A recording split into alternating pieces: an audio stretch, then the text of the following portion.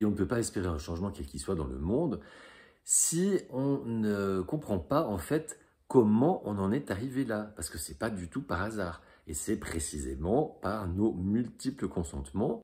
Cette guerre, elle est financée par qui? Par nos impôts, par le fait que nous achetions nos produits à des multinationales qui sont également impliquées de près ou de loin.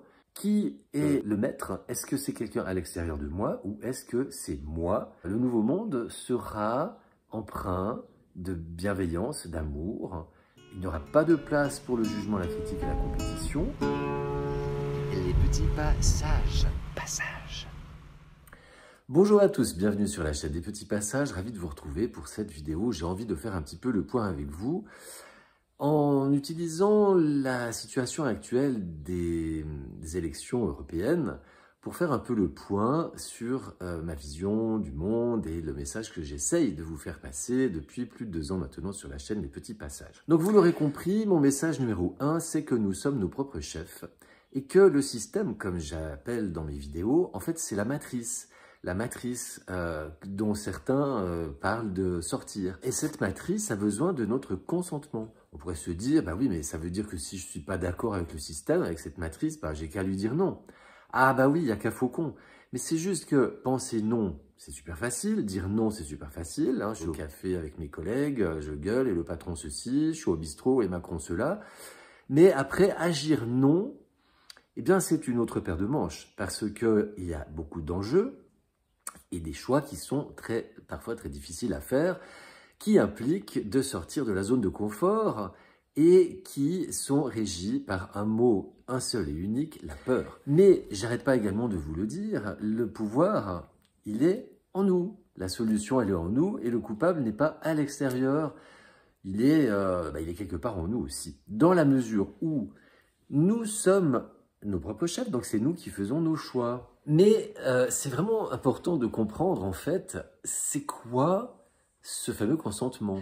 Le consentement, c'est le message que l'on donne. Parce que penser non, dire non, mais si j'agis oui, le message que je donne, c'est oui. Alors l'exemple que je vous donne souvent, c'est au travail.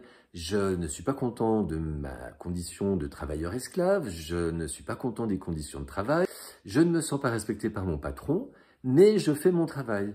Voilà. Donc, en fait, le message que je lui donne, mais il n'y a pas de souci, continuez à m'exploiter comme ça, je fais mon travail et vous pouvez même m'en demander encore plus, je le ferai. Une fois qu'on a compris que c'est vraiment le message que l'on donne, c'est important aussi de comprendre qu'est-ce qui constitue un consentement social.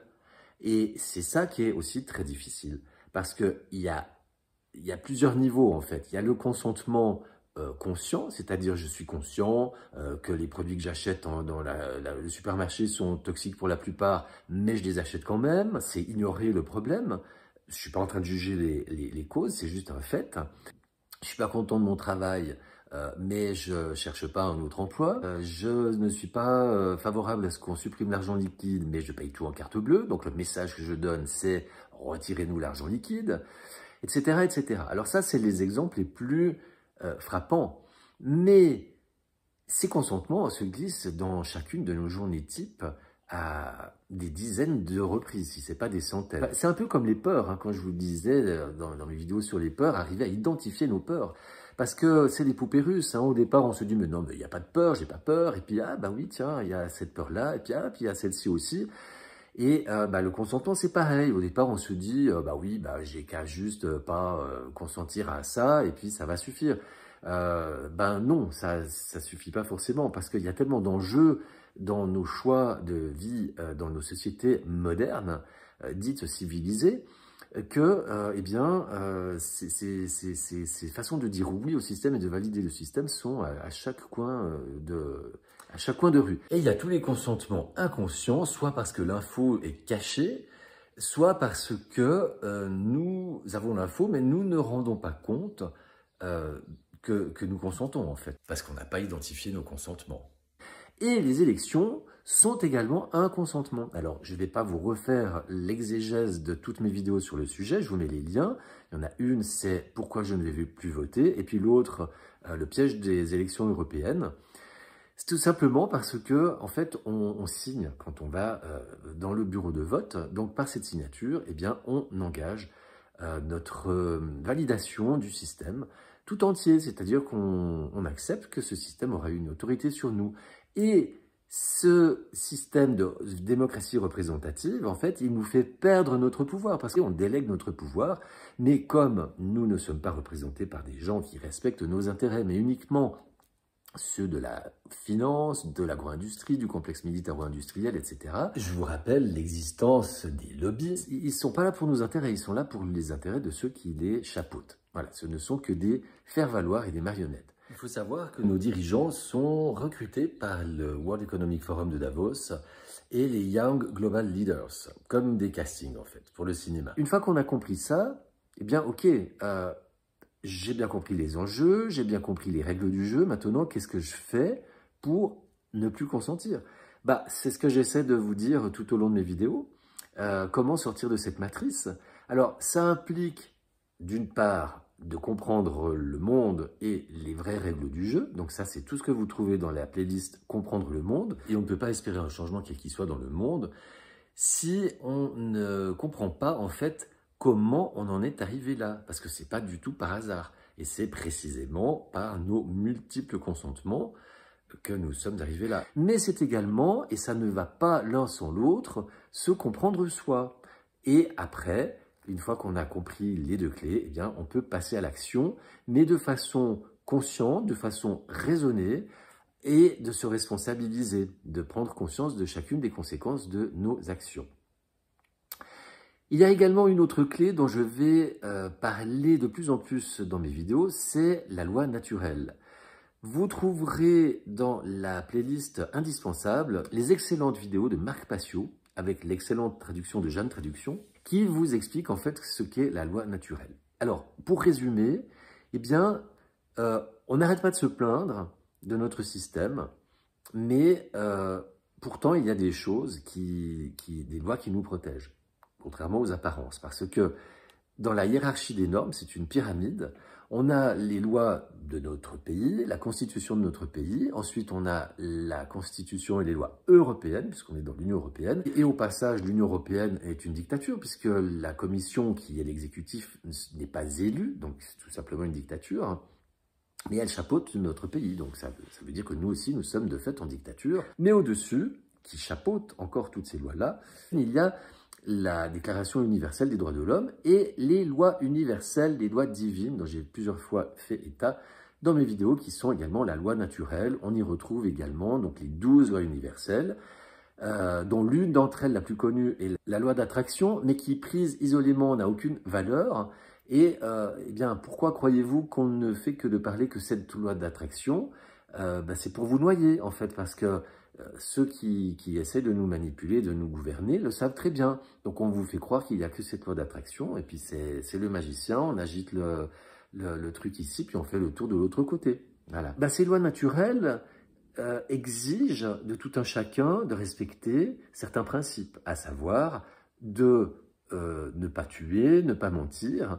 Et puis, nos élites sont soumises également au fait qu'elles doivent tout nous montrer et avoir notre consentement. Et j'avais déjà fait une vidéo qui disait « Tout est sous nos yeux, il suffit de les ouvrir ». Oui, en fait, il suffit juste de lire toutes les lignes et d'écouter tous les mots. Et puis alors là, avec cette époque de révélation, c'est vraiment les masques tombent, comme on dit. Donc il y a qu'à vraiment être attentif. Mais si on a notre attention divertie toujours à l'extérieur, à écouter ce cirque politico-médiatique, à regarder des futilités, que ce soit à la télé ou sur Internet, quand on passe des heures à scroller sur Instagram ou sur Facebook ou sur TikTok, ou à regarder des vidéos genre lanceurs d'alerte qui ne font qu'entretenir l'anxiété, la colère et l'impuissance et qui ne proposent la plupart du temps aucune solution, en fait, on met dans notre tête des choses qui sont tout sauf nous aider à nous prendre en main et nous faire réfléchir. Mais ce sont des choix, et ces choix, nous sommes les seuls à les faire. Je fais mes choix et tu fais tes propres choix. Tu es ton propre chef. Donc, à un moment donné, c'est important de se poser la vraie question. Qui dois-je blâmer? Qui est le maître? Est-ce que c'est quelqu'un à l'extérieur de moi ou est-ce que c'est moi? Et dans le deuxième cas, eh bien, si je suis mon maître, bien, je vais me respecter et je vais m'aimer. Mais je vais aussi respecter les autres. Le nouveau monde sera empreint de bienveillance, d'amour. Il n'y aura pas de place pour le jugement, la critique et la compétition. Et manifester contre la guerre ou pour la paix en Palestine, par exemple, c'est très bien, mais quel sera le poids? Vous croyez que nos dirigeants vont tenir compte du fait qu'on aille dans la rue pour manifester? Cette guerre, elle est financée par qui? Elle est faite par qui? Par nos impôts? Par le fait que nous achetions nos produits à des multinationales qui sont également impliquées de près ou de loin, mais de façon très peu visible, dans toutes ces guerres. Donc, à un moment donné, plutôt que d'aller manifester, peut-être pourrions-nous nous poser la question de qu'est-ce que j'achète? Est-ce que cette marque-là, au bout du bout, parce que c'est important de voir au-dessus, chaque fois toutes les holdings, et la holding de la holding qui est au-dessus, vous verrez qu'il y a beaucoup de marques qui sont des marques israéliennes. Donc, si vous voulez agir pour la paix, vous pouvez peut-être boycotter déjà ces marques en question. Et puis, les impôts, c'est pareil. Vous allez trouver dans les travaux de Voynich, c'est quelqu'un qui propose de sortir de la matrice, mais pas n'importe comment.